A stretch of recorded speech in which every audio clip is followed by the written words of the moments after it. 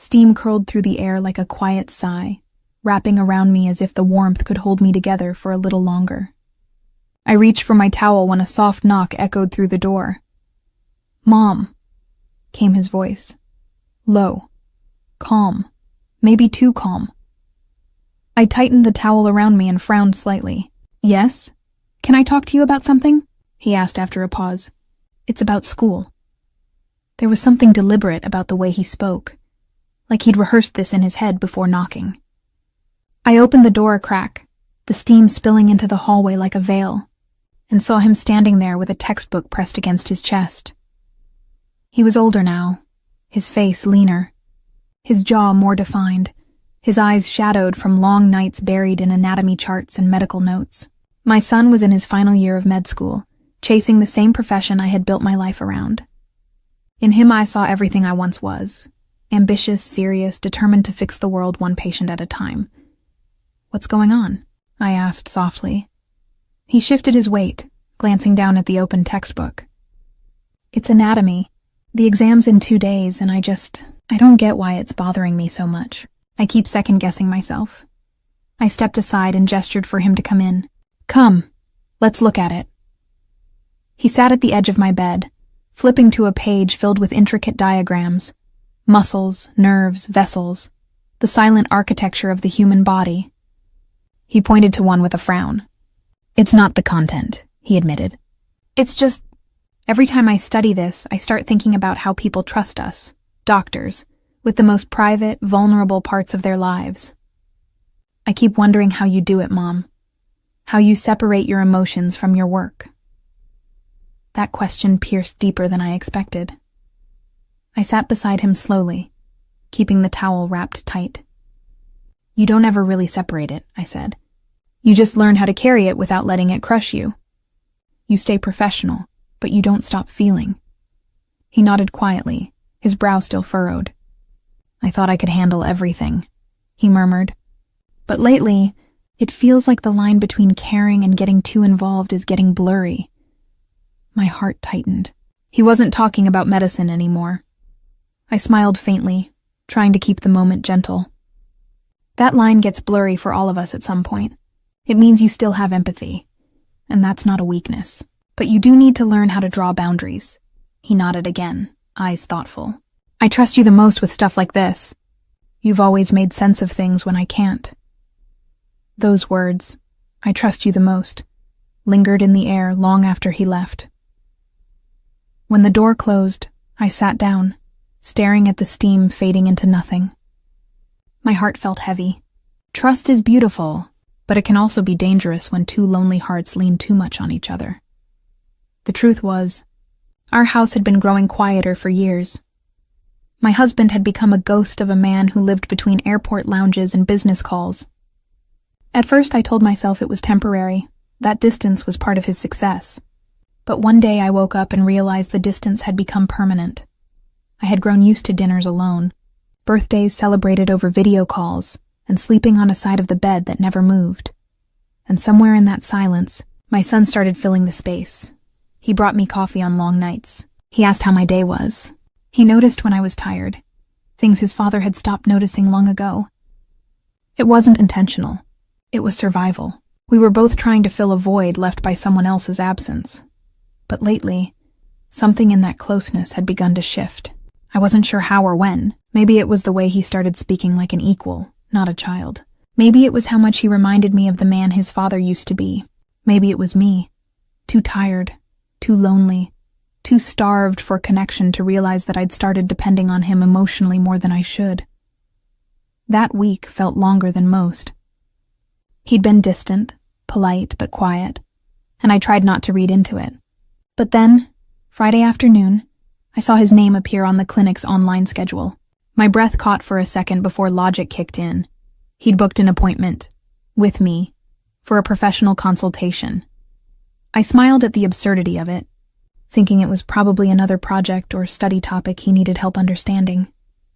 But when he stepped into my office that day, I realized it was something deeper. He looked nervous, tired, haunted. "I need your advice," he said simply. "But not as my mother, as a doctor." His tone was serious, but underneath it I heard something else. Fear, maybe confusion. He began explaining a situation about a patient case he'd seen during his rotation. How the patient's condition reminded him of something personal.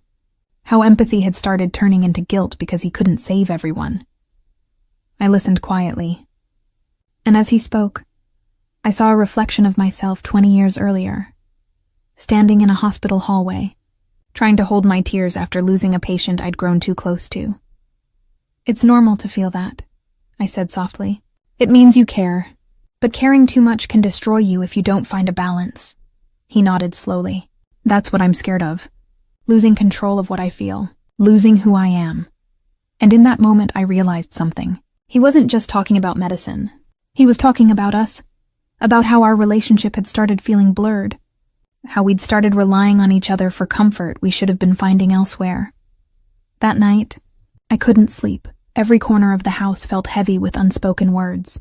I sat in the living room, staring at the quiet glow of the lamp, thinking about how easily love could turn into dependence, and how, as a mother, I'd failed to see the signs. He had grown up under my shadow, my rules, my values, my approval. He'd built his life around my guidance because his father had always been absent, and in doing so, I had accidentally become his entire emotional world.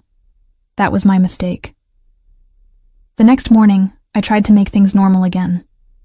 Breakfast, chatter about exams, a comment about the weather. But he was quiet, thoughtful.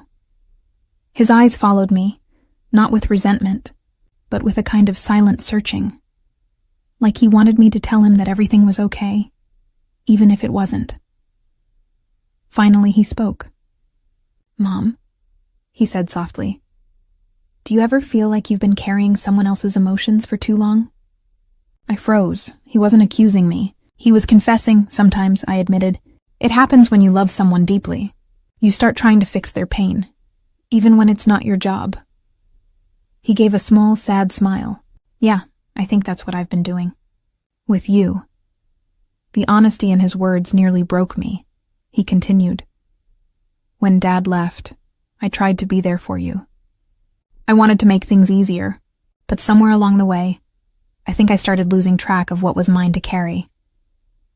Tears burned behind my eyes, but I forced a steady breath. "That's not your fault," I whispered. "That's mine. I should have protected you from that. I leaned on you when I shouldn't have. I made you grow up too fast." He looked down, his jaw tightening. We both did what we had to do to survive. And for the first time in years, we didn't speak as mother and son. We spoke as two human beings who had been trying to heal each other's loneliness.